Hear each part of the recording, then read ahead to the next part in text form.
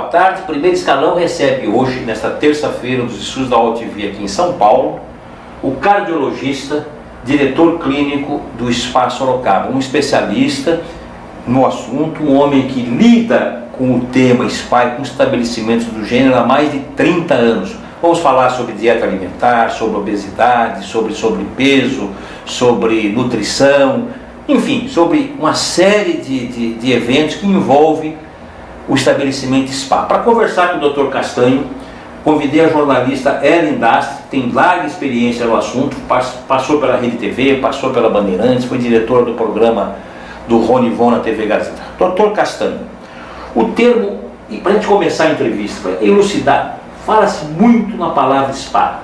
O termo SPA, muita gente desconhece. O que significa SPA? Como e quando surgiu esse conceito no Brasil? Qual é a origem dessa palavra? Qual é o sinônimo? O que quer dizer SPA? Bom, boa tarde, eu agradeço o convite.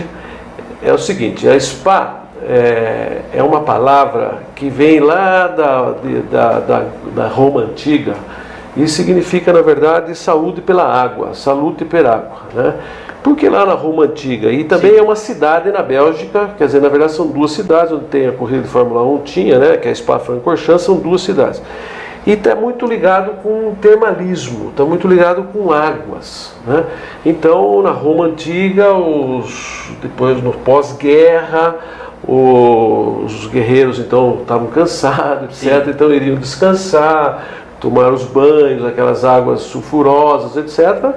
E nessa cidade chamada Spa-Francorchamps, e já existia que já na Bélgica preocupação com a saúde. E já existia sempre preocupação com estresse, ou pós-estresse, ou pós-guerra, pós-traumático, né? Então a palavra SPA está ligado com bem-estar, com saúde, com anti-estresse, né? Então tem um senso muito abrangente. E essa palavra, então, está chegando no Brasil, né, lá pelos idos que eu acho mais ou menos em torno de 1988, 90, entre 85 e 90 talvez, não sei precisar direito Sim. quando chegou, né? Mas é interessante porque nós, há 33 anos atrás, nós começamos uma clínica para tratamento de diabetes, obesidade, problemas cardiovasculares, né? E daí, com o passar dos anos, começou a chegar os SPAs que não tinham nada a ver com a área médica, né? Então, na época, o nosso diretor de marketing, que chama que até hoje, olha, Valdemir, dá um jeito, porque a palavra clínica é uma palavra muito pesada e a palavra SPA muito leve. Então não queríamos nem pesado e nem leve. E aí ele então teve um insight e cunhou o termo SPA médico. SPA médico.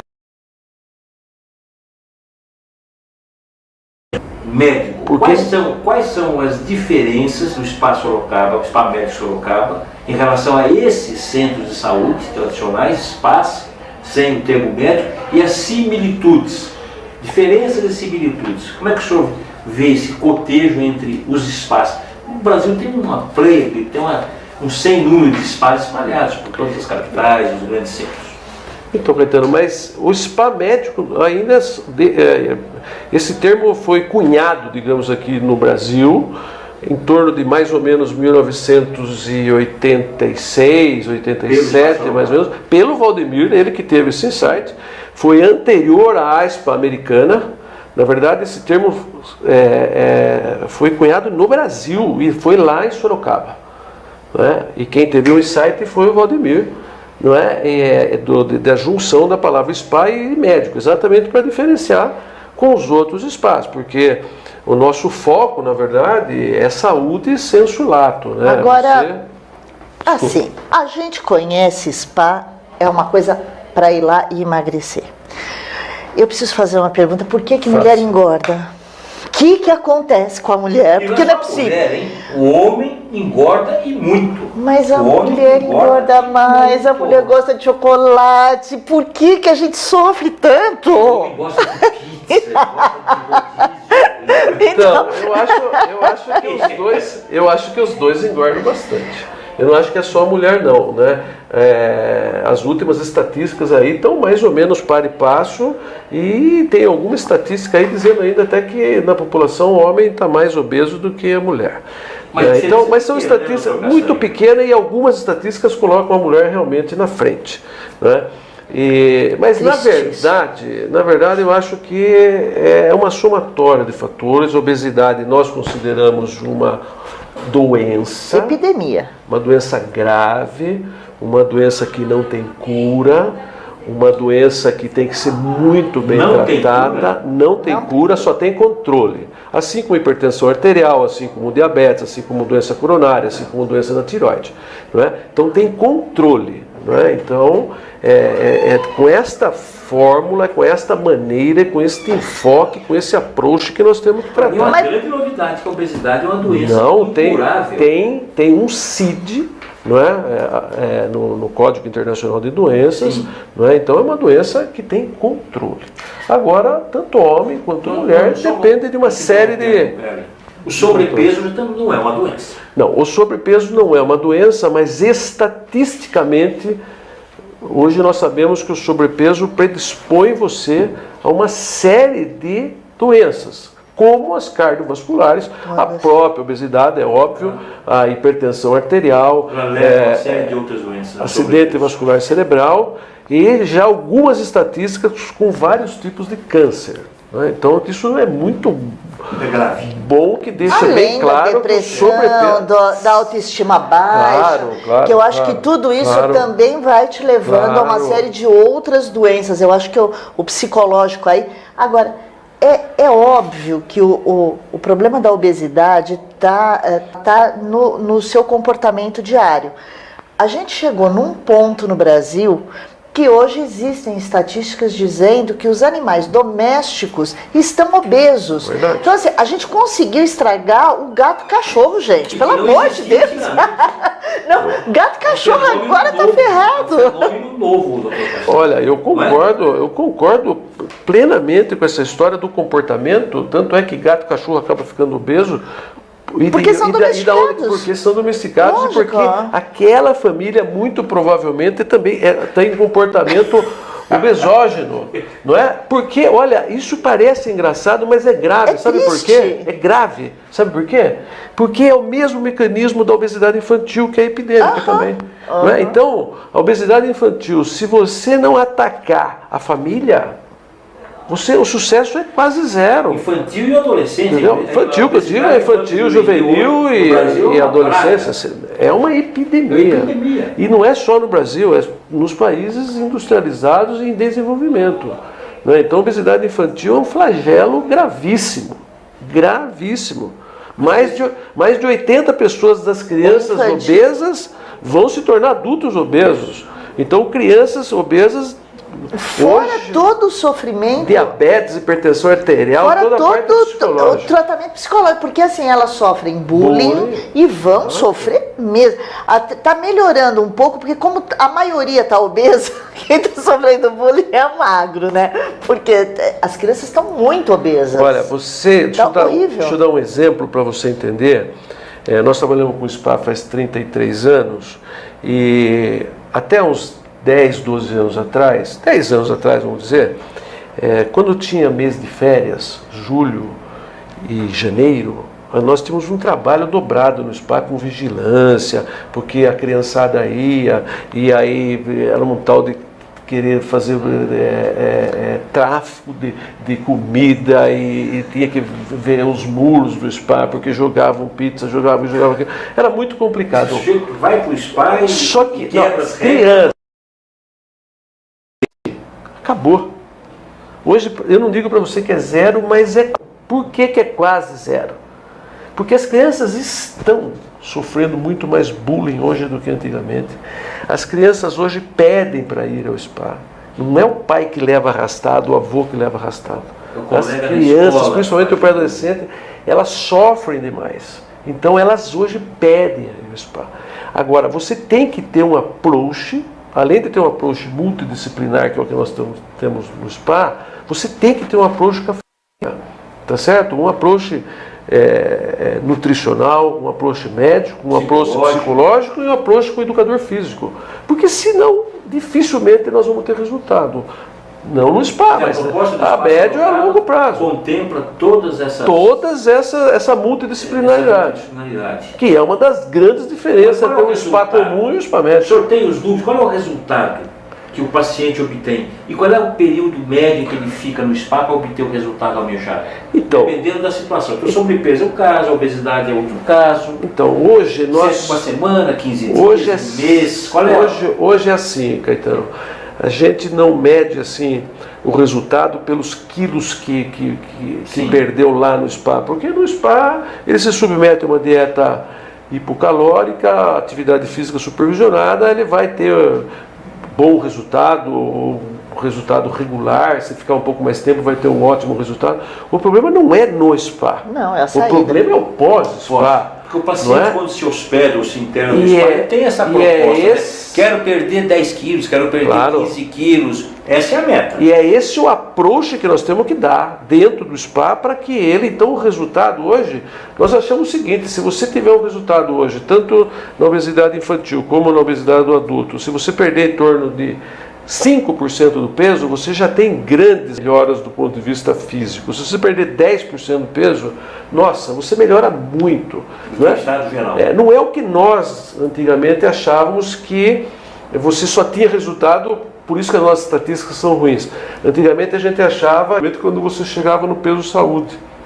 E não é isso. Hoje a ciência mostrou claramente para nós que não é isso. Se você perder 10% do peso e mantiver essa perda de peso, o problema é manter. O ganho de saúde é enorme. Emagrecer, sabe essas revistinhas que você vai e compra? Se você seguir qualquer dieta, a do carboidrato, a da lua, a do sal, a da pimenta, você vai emagrecer. O problema é você manter. Agora, existe uma contradição aí, doutor Castanho, porque nos anos 30, nos anos 40, nos anos 50, a expectativa média de vida do brasileiro era 60 anos. Com 60 anos, o sujeito morreu. Hoje, a longevidade está muito maior. É verdade. 70, 80 anos. Como é que se explica isso? 70... Com toda essa epidemia... Pois é, 78 mais ou menos, né? 78... A expectativa era 60 anos de vida, hoje deve 75, 80. O problema não é o quanto você vive, é com que qualidade você vive. Mas o doutor Castanho explicitasse isso para a gente. Então, veja, hoje mais ou menos no Brasil em torno de 76, 78 anos. Né? E você tem razão, antigamente era muito menos. E não tinha tanta gente gorda. E por quê? Porque o grande problema antigamente eram as doenças infecciosas. Saneamento básico. Esse era o grande problema. Hoje nós somos um país de idosos. Não é? Nós temos que tomar muito cuidado com o que vai acontecer daqui a 20 anos.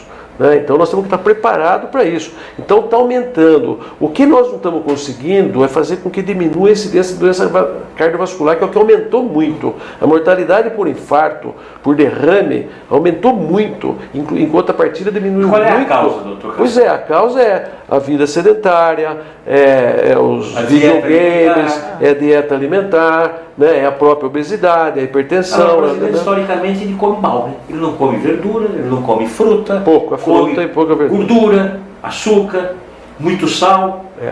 Não existe uma falta de conscientização da população. E aí entra o papel do governo, o Ministério da Saúde, as sociedades brasileiras, por exemplo, de cardiologia, de endocrinologia, de nutrição. Por que elas não se unem, essas sociedades, e fazem um trabalho focado na prevenção para conscientizar a população? Posso entrar um minutinho antes da tua resposta, que obviamente é muito mais científica do que a minha, Sim. Mas é complementando. Eu acho, lógico, que tudo isso acontecendo, você vai facilitar, mas eu acho que a base do nosso problema, o problema do Brasil, é a educação. Porque isso faz parte da educação, como também faz parte os esportes. Nós não temos mais esporte. Gente, antigamente você ia num colégio estadual ou mesmo num colégio particular e todos frequentavam e tinha algum esporte a qual você se dedicava. Hoje em dia, as escolas estaduais não têm mais aula de educação física. Quer dizer, existe lá, mas você participa se quiser, entendeu? Não tem mais uma obrigatoriedade, era fora do horário do aluno. Então você estudava num período de 4 horas e a tua aula de educação física era à tarde. Ou o inverso, mas enfim, era fora, tá? Hoje em dia você não tem mais. Então assim, eu acho que um grande problema da gordura tá nessa base da educação que nós temos.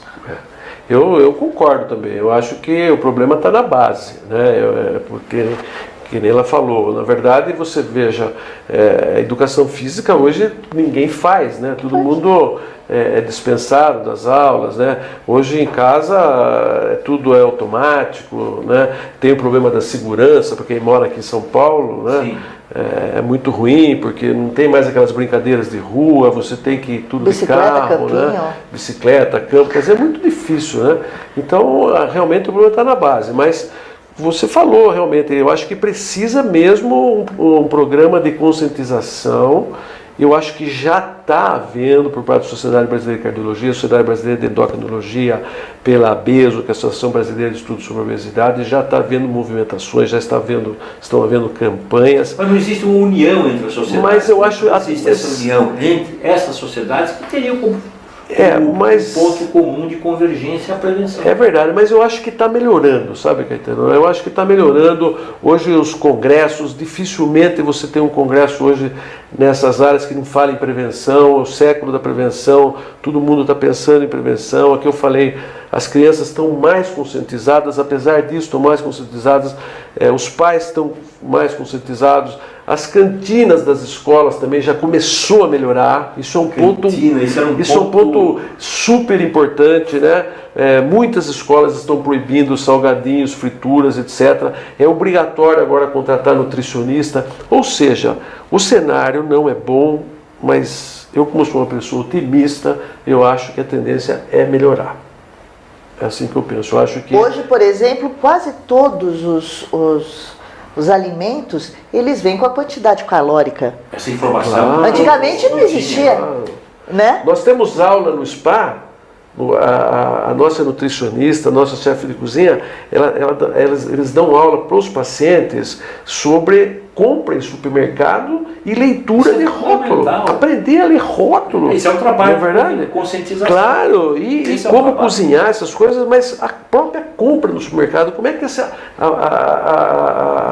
o paciente, o hóspede, ele vai comprar no supermercado, como você posiciona, como ele pega, como ele... Entende? Quer dizer, eu acho isso super importante, né? E as escolas vão começar, e já tem algumas fazendo isso. Então eu estou otimista, eu acho que... Esse final de semana eu estava na praia, eu fui comprar um sorvete, né? Fazer o quê? Fui comprar um sorvete. Gordura trans que é ruim, né? É gordura trans, né? Pior que a saturada. Gente, eu já comi o sorvete, vocês querem fazer uma coisa? Mesmo light tem? O light depende da maneira de fazer, né? Lá, por exemplo, a gente tem sorvete uma vez por semana e é zero de trans. Né? Espero que você tenha comido. Quais são as dietas? Não, mas deixa eu só encerrar. Aí, no quadrinho lá de quais os sorvetes que nós tínhamos, né, à nossa disposição ali, estava a caloria de cada um. Olha, isso é muito bom. Né? Grande! Eu olhei e falei, nossa! Você chupar um picolé de fruta é melhor do que você comer um de chocolate. Muito legal, muito legal. Eu nunca tinha visto isso. Menos ruim, claro. Menos ruim. Tá. O senhor acharia viável? Hoje estamos às vésperas de uma eleição presidencial, eleição governamental, em 40 dias. Uma das plataformas mais faladas, mais comentadas e defendidas pelos candidatos é a saúde. A crise da saúde no Brasil. Eu acho que a crise da saúde no Brasil, ela é crônica e não aguda. Crônica. Super crônica, né? Eu acho que é crônica. O que o Ministério da Saúde tem feito? O senhor que milita com esse tema há mais de 30 anos. O que o Ministério da Saúde faz para minimizar esse custo saúde no Brasil? Uma outra pergunta. Seria viável a criação de um spa público? Você acha que isso seria factível? Spas públicos no Brasil? Eu acho que eu sou... Pensei nisso agora. Agora a criação de um spa público. Eu sou frontalmente favorável. Né? Eu acho que o spa...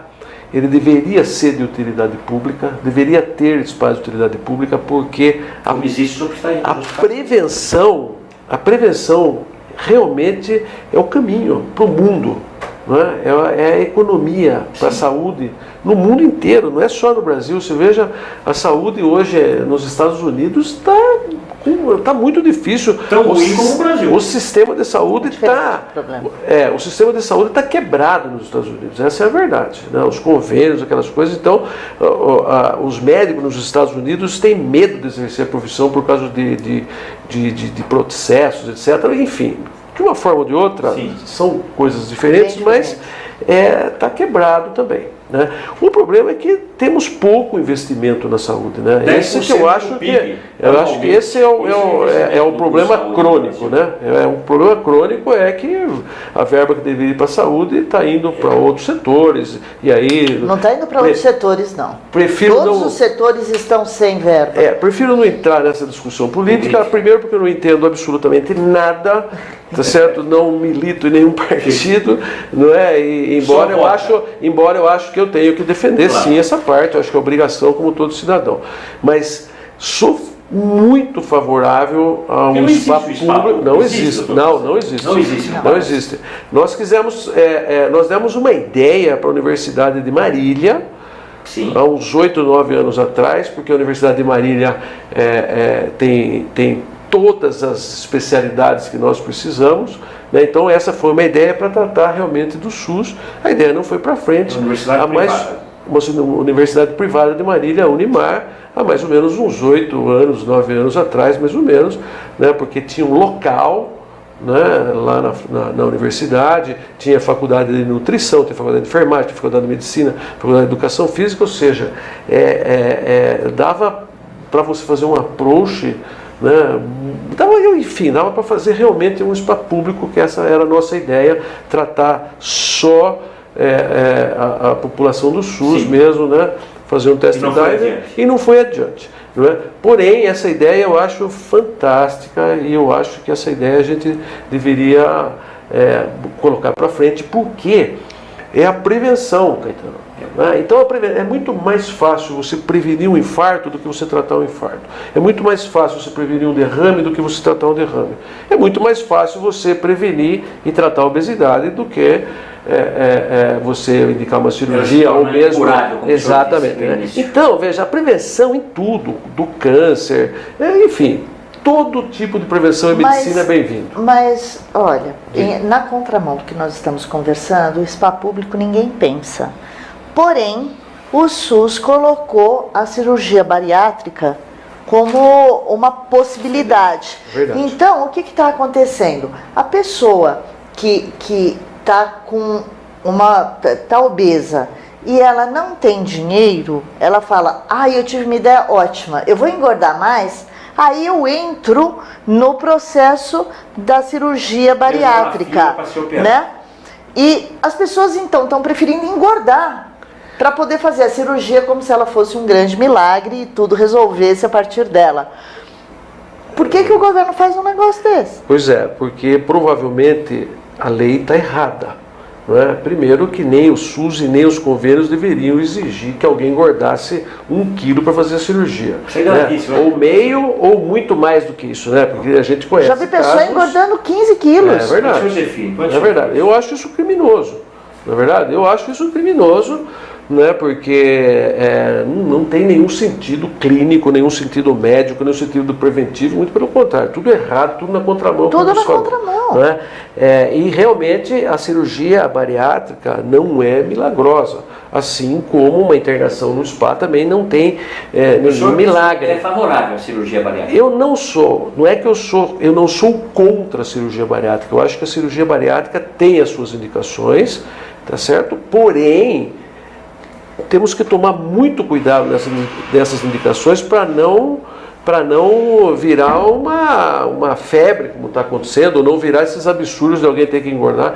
Tem as suas indicações, e o grande problema que eu vejo na cirurgia bariátrica, ou talvez não problema, mas o pulo do gato na cirurgia bariátrica, é a avaliação psicológica e ou psiquiátrica, que não é em 1, 2, 3 consultas que você libera alguém para fazer uma cirurgia. Às vezes demoram meses, às vezes demoram anos, e muitas vezes você tem que contraindicar pelo aspecto psicológico, pelo aspecto psiquiátrico.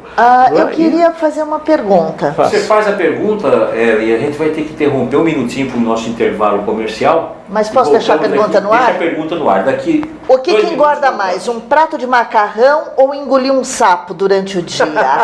Voltamos daqui 2 minutos. Essa pergunta é ótima.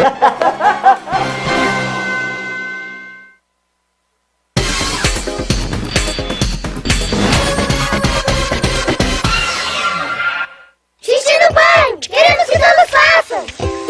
Homens, mulheres, crianças, brasileiros ou não, nobres, plebeus, músicos, desportistas, pessoas que são metade homem e metade monstro, coisas do além, lendas brasileiras, lendas gregas, pessoas boas, pessoas não tão boas, gênios da arte, gênios da ciência, trapezistas, amantes, pessoas de outros planetas, fenômenos do cinema. Enfim, se você faz xixi, tá convidado.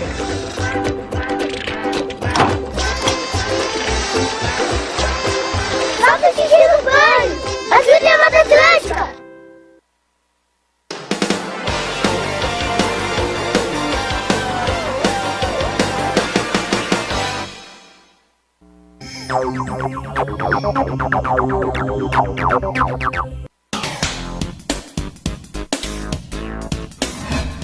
Eu sou Cláudio Longo. Eu, Paulo D'Angelo. E eu sou Tarso Gouveia. Nós apresentamos todas as terças-feiras, às 9 da noite, aqui na altv.com.br, o Família Palestra TV, um programa esportivo onde você sabe de tudo sobre o Palmeiras, aqui na TV da internet. Tudo tem a ver com alguma coisa. De onde vem a água que a gente bebe? Da torneira. E nada a ver, vem dos rios que nascem da mata. Sabia que a gente só respira por causa das árvores? A árvore respira? Respira. A árvore respira. E o que você tem a ver com isso? Meu ar. Minha água. Minha árvore. Meu ambiente. Mata Atlântica. SOS Mata Atlântica. Mais 25 anos.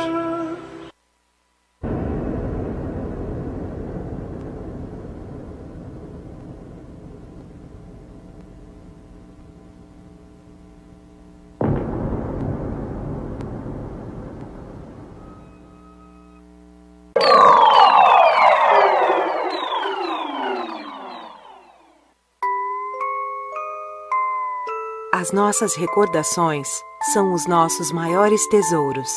Carregamos durante toda a nossa vida. Manipular, distorcer ou implantar falsas memórias, além de ser uma violência, é crime. Somos responsáveis por esse tesouro. Não promova alienação parental.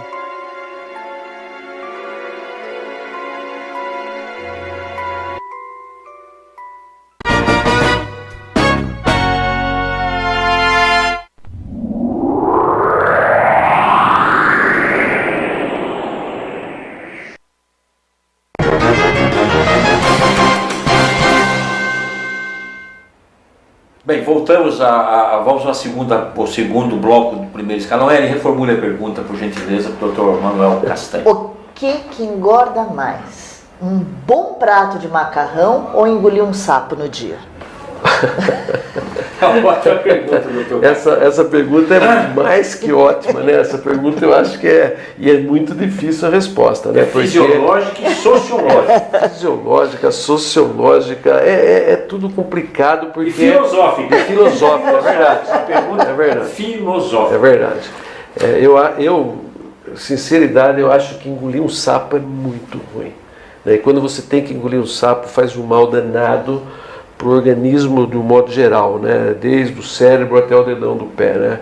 Então gera um estresse enorme, liberação de adrenalina, noradrenalina, enfim, é um desgaste enorme e a gente sabe que as pessoas realmente, sobre um estresse violento, têm maior tendência realmente a ganhar peso por várias razões, pela parte metabólica em si. Quer dizer, não é o que a gente come, mas é como a gente come, né? O que a gente come junto com a comida. Eu diria que são as duas coisas. Né?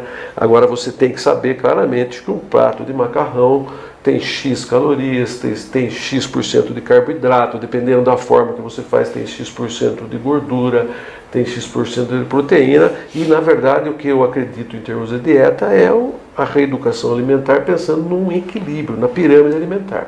não é? Então, na verdade, quase tudo engorda, não é?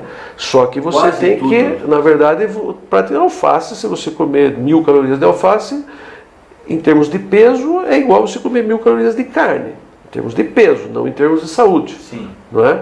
Então a gente tem que balancear isso. Agora, a história do sapo realmente eu acho, olha, se eu tivesse que responder, eu preferiria comer um prato de macarrão do que engolir um sapo. Sabe não é? por quê? Eu acho que é mais difícil. Eu acho que tudo aquilo que nos é proibido, não é nem que ele é mais gostoso, mas é que fica na tua cabeça. Então, por exemplo, se eu estou com vontade de comer um chocolate, eu falo, não vou comer o chocolate, vou comer uma fruta.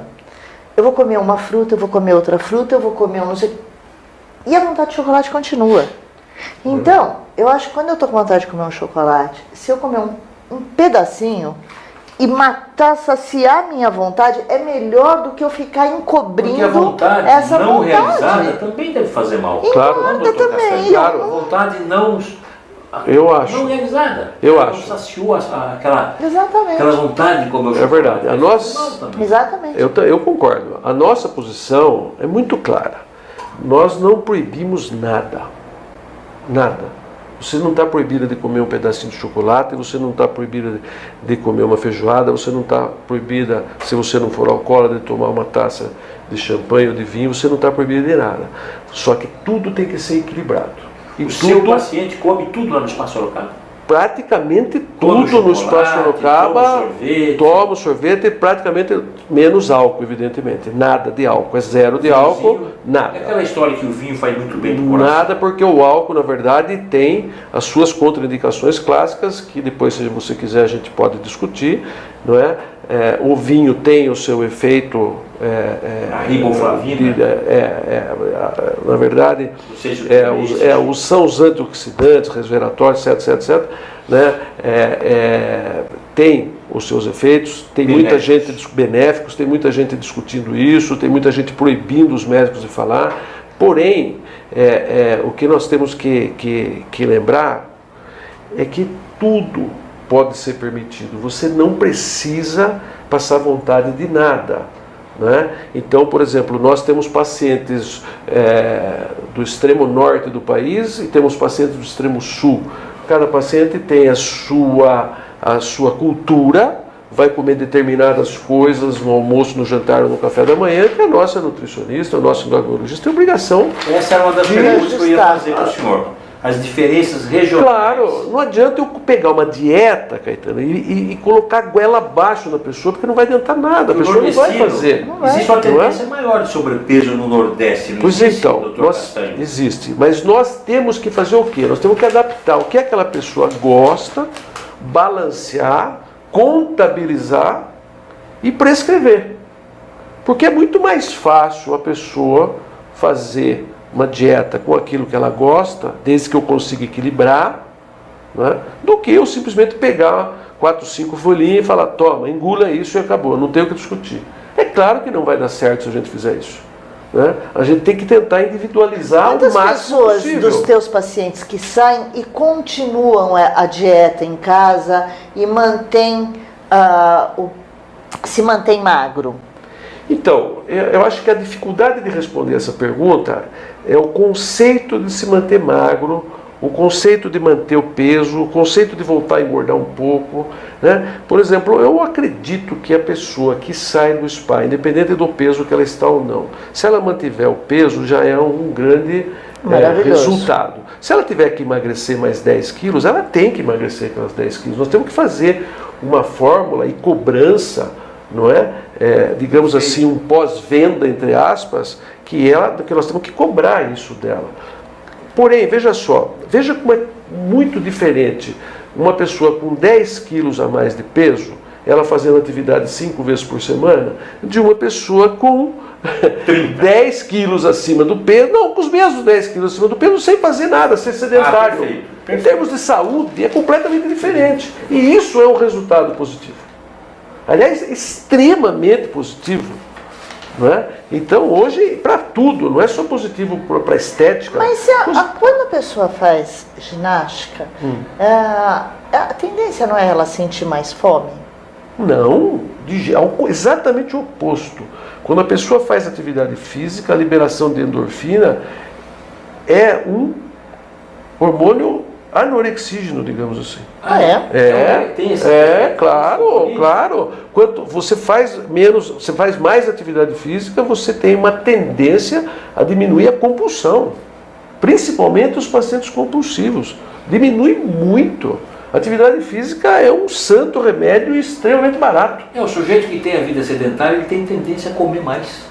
Tem tendência a comer mais. Trabalha no escritório, sai para almoçar. Mas a minha pergunta, sem dúvida, é assim, quando você faz a atividade física, você gastou uma energia, você não vai sentir fome. Não é que vai sentir fome, por isso que eu digo que tudo é o equilíbrio. Normalmente, por exemplo, para você, depende do grau de atividade, mas se você for fazer atividade, qual que é a recomendação geral? A recomendação geral é você usar um pouco de carboidrato 30 ou 40 minutos antes, não é, da atividade física, e até uma hora depois você repor um pouquinho menos de carboidrato e mais proteína, porque você tem lesão muscular, tem que recuperar o músculo. Não é? Então você tem que, mas não que você vá sentir fome ou mais compulsão. Né? É exatamente o oposto, eu acho. Diga. Qual é o consumo saudável hoje numa dieta alimentar que traz benefícios? Em quantidade de calorias? Consumo dia. Almoço, café da manhã, almoço e o jantar. Depende do seu... Vocês propugnam lá no espaço. Então, depende do... É assim, ó, depende do seu peso de saída, depende do seu metabolismo, depende dos seus exames de laboratório e depende de quanto você vai assumir o compromisso com você mesmo, não com o spa, com você mesmo, de quanto você vai fazer de atividade física por semana. Se são 3 vezes por semana, se são 4, se são 5.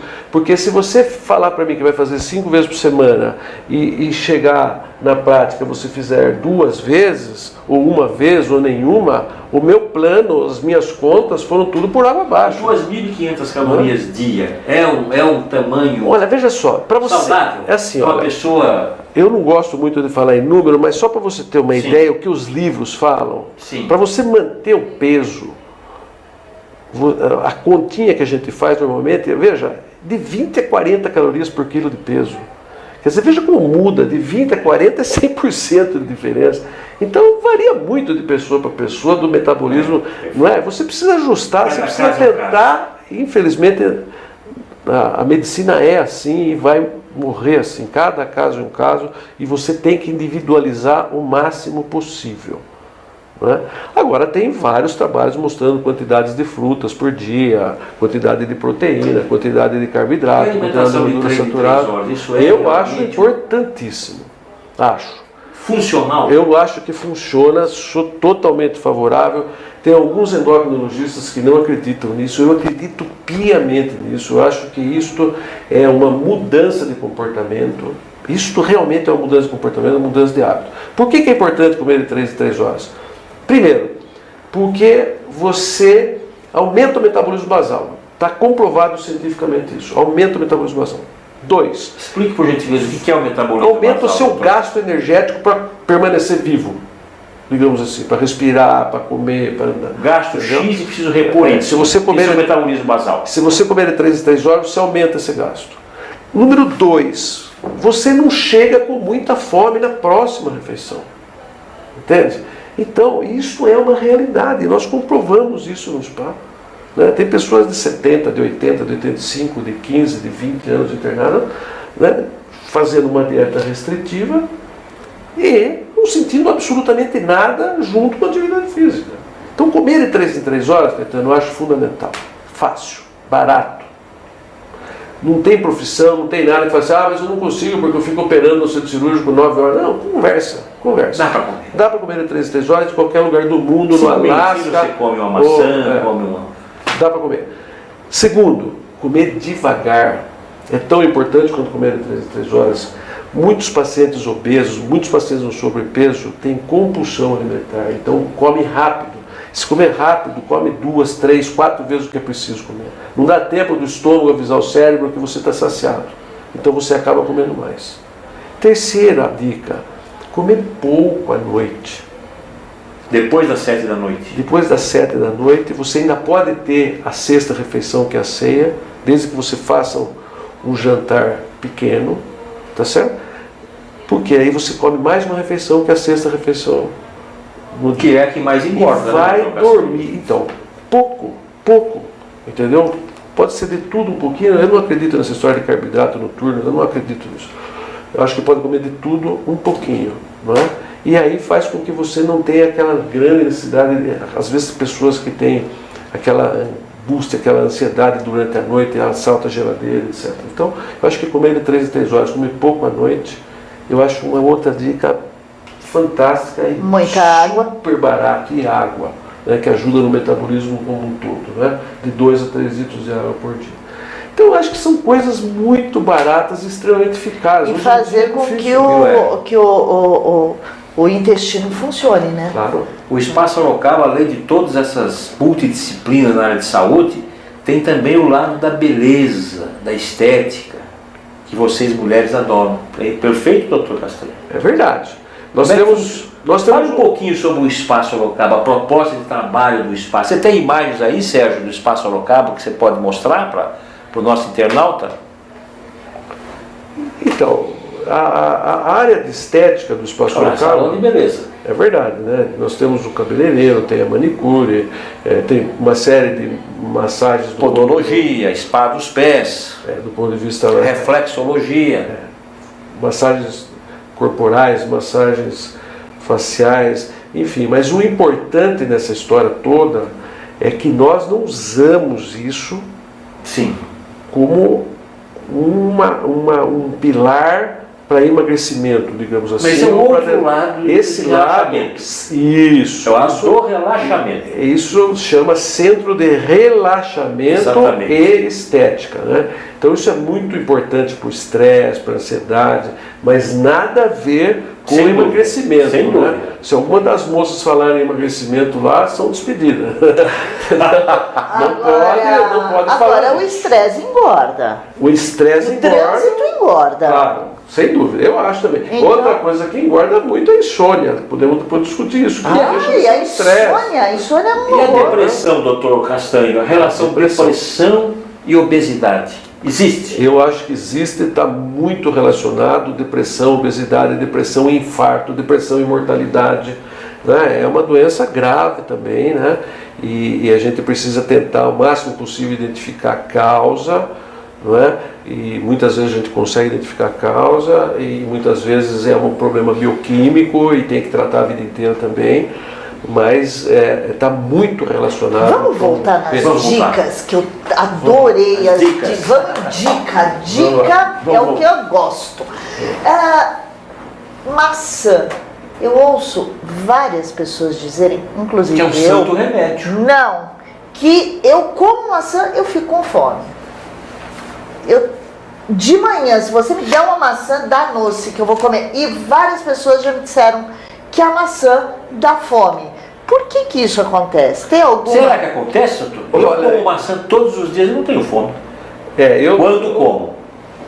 Eu tenho. Eu desconheço se tem alguma fisiopatologia, alguma coisa que explique, né? O que eu posso falar, mas aí é fruta de um modo geral. Fruta do modo geral. De modo geral, ela tem um tipo de carboidrato que tem uma absorção mais rápida, não é? Melancia engorda por causa do açúcar? Veja só, melancia, maçã, abacaxi, pode chutar qualquer fruta. Todas elas, se você comer em excesso, engorda. Você tem que colocar ela, porque tem 2 tipos de carboidrato, o carboidrato simples e o carboidrato complexo. É importante você comer os 2, o simples e o complexo. E isso tem uma proporcionalidade disso na dieta da pirâmide alimentar, que é a que nós usamos. Aliás, é a única que nós acreditamos. Que por isso que não é proibido nada. Tudo tem a sua proporção. Então, se você, uma dieta, digamos, de 2.000 calorias por dia ou 1.500 calorias por dia, você consegue fazer a proporção. Nós fazemos no spa 650, 700 calorias por dia. né? Isso nós conseguimos colocar a proporção exata. Fome é terrível que 600 não calorias passa por dia. fome, não passa fome nenhuma. Será que não? Nenhuma. 600 calorias dia? Veja só, não passa fome, faz atividade física 2, 3 vezes por dia, não passa fome. Bom, claro, tudo se muito bem elaborado. Tudo muito bem equilibrado. E outra, se a pessoa, por exemplo, estiver treinando mais forte, etc., nós não queremos que a pessoa perca condicionamento físico. Se for o caso, a gente aumenta a dieta, não tem problema. E a pessoa que para de fumar e engorda? E aí falar, vou voltar a fumar porque eu não emagrece depois. Mas assim, como resolver o problema do parar de fumar, que é extremamente importante, com o não engordar?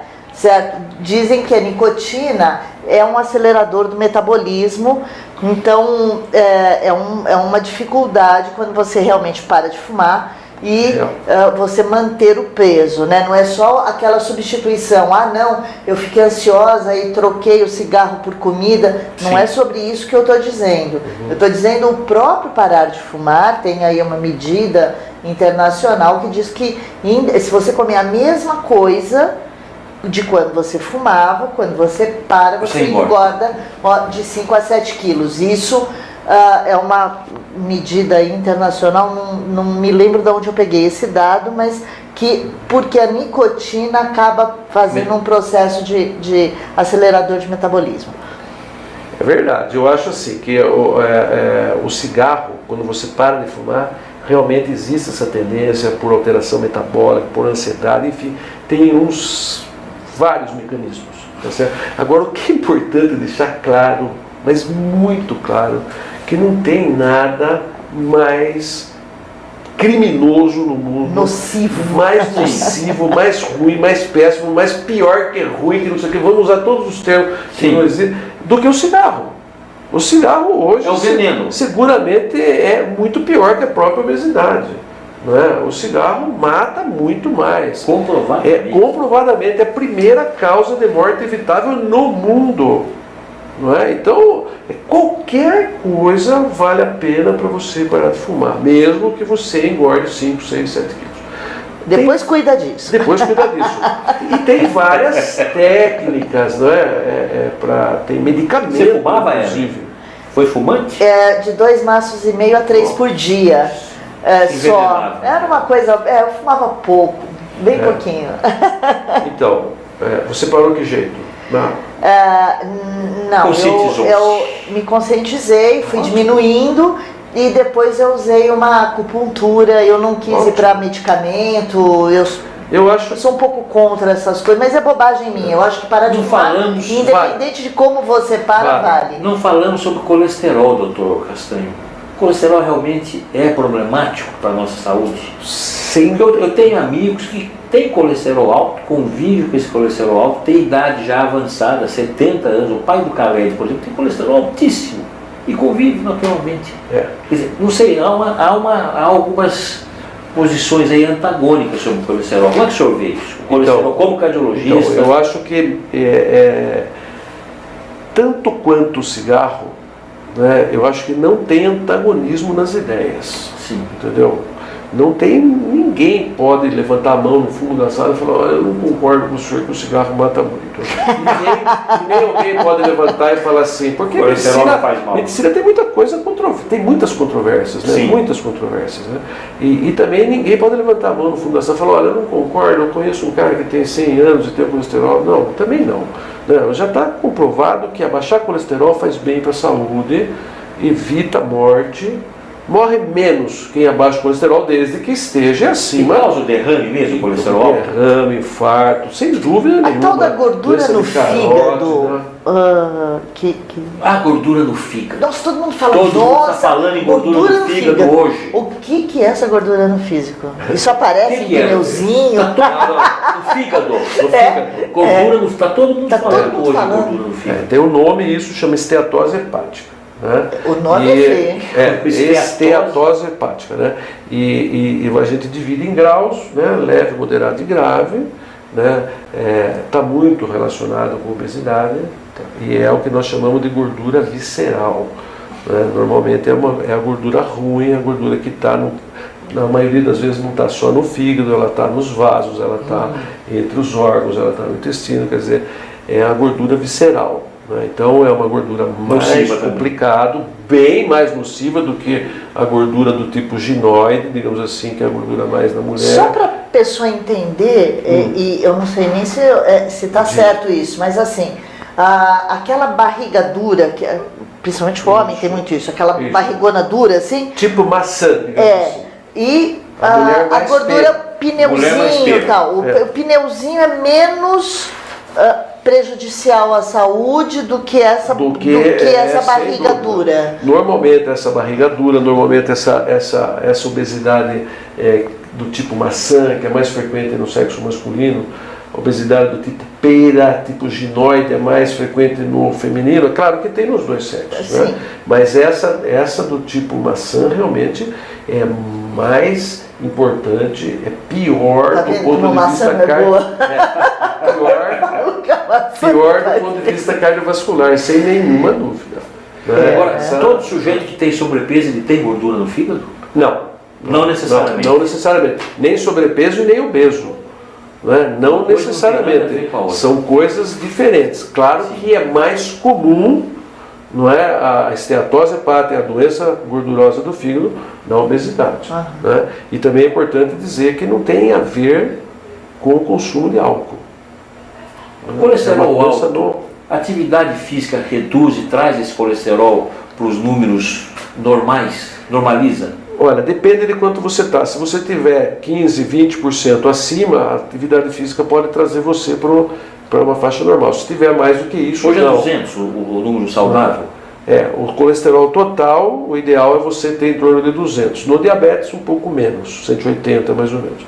O LDL colesterol em torno de 100, no diabético menos, em torno de 70, 60, 70. Né? O HDL agora nós estamos dando um pouco menos importância do que há 1 ano e meio atrás, mais ou menos. As últimas diretrizes, a última publicação americana do American College, que está mostrando que o colesterol alto não é ruim, mas nós dávamos muito importância para o colesterol baixo, tentando aumentar o colesterol. Na verdade, quase nada aumenta o colesterol bom, a não ser mesmo um pouco de atividade. O medicamento, né? O medicamento para HDL e colesterol, que é aumentar o colesterol bom, não tem muita eficácia. Para diminuir. Agora, para diminuir, sim. Para diminuir o colesterol ruim, né, além do exercício e além da dieta, se você não consegue trazer para os níveis normais, né, para as metas que nós chamamos, ou próximo das metas, você tem que tomar remédio. Agora, o paciente que toma esse remédio, ele traz esse nível para o índice de normalidade. Ele para de tomar o remédio, pode parar? Ele para de tomar o remédio e normalmente aumenta de novo. Tá certo? Normalmente é prescrição ad eterno. A não ser quando tem um erro alimentar muito gritante, tem 20, 30, 40 quilos acima do peso, você corrige a dieta, corrige o peso, muitas vezes você vai para o colesterol normal e fica normal, né? Normalmente nunca mais você precisa. Bem no finalzinho. Então, no finalzinho, né? Então, assim, depois eu queria só amarrar, assim, indicação, não importa se você é gordo ou se você é magro, comer pouco, moderadamente, de 3 em 3 horas. Me dá assim uma sequência, não importa quem seja ou onde mora. Independente de ser de qualquer classe. Temos 3 minutos, doutor Castanho. Estamos terminando. Assim, e depois eu queria que o senhor desse os contatos, em que você conhecer um pouco mais do Espaço Sorocaba, qual é o portal, o site, que o nosso internauta pode acessar e conhecer. Ok. Então, independente de peso, independente de raça, independente de localização, né, eu acho que todos nós deveríamos comer de uma forma equilibrada, baseado na pirâmide alimentar, né, obedecendo a proporcionalidade dos alimentos, que é a única coisa que a Organização Mundial da Saúde chancela. Comer de 3 em 3 horas, independente de magro ou não. Comer devagar, independente de magro ou não. Comer pouco à noite, sempre comer pouco à noite. E fazer atividade física regular, no mínimo 5 vezes por semana. Esse eu acho mínimo 5 vezes por semana. Dá para mudar isso? 5 vezes por semana? Esse eu acho a gente pode negociar? Podemos negociar. Né? Mas é melhor não negociar, é melhor fazer. Eu acho que essas são as dicas, né? Outra coisa que eu acho importantíssimo, que tem um trabalho já comprovando isso cientificamente: cultue a religiosidade, cultue a espiritualidade. As pessoas que cultuam a espiritualidade, que cultuam a religiosidade, adoecem menos, se recuperam mais rápido. Qualquer que seja a religião. Não estamos falando de religião, nada a ver com religião. Espiritualidade não tem nada a ver com religião, né? Então essa eu acho que são as dicas, na minha opinião, mais extremamente importantes. O poder da oração realmente é uma coisa, água nós falamos, né? 2 a 3. 2 a 3. O poder da oração realmente é espetacular. Hoje, o senhor é católico? Eu não tenho religião, eu cultuo a espiritualidade, né? E eu acho que o poder da oração, quando você pede, quando você com fé, na verdade não importa em que, né? Tem alguns trabalhos já publicados e está para ser publicado, trabalhos maravilhosos, inclusive com oração à distância, etc. E eu acho que tudo isso que nós falamos aqui, eu acho que é extremamente barato, fácil e eficaz. Sim. Eu acho que no mundo hoje é muito difícil você ter coisa barata e eficaz ao mesmo tempo. Doutor Castanho, infelizmente nosso tempo está terminando. Qual é o portal, o site do Espaço Sorocaba? É www.espaçorocaba.com.br. Fale pausadamente. www.espaçorocaba.com.br. Eu anotei, vou lá. O primeiro escalão está terminando. Obrigado, Ellen. Obrigado, doutor Manuel Castanho. Sua entrevista foi muito elucidativa, muito boas dicas, excelente. Obrigado mais uma vez. O primeiro escalão volta na próxima terça-feira. Até lá. Obrigado. Obrigado.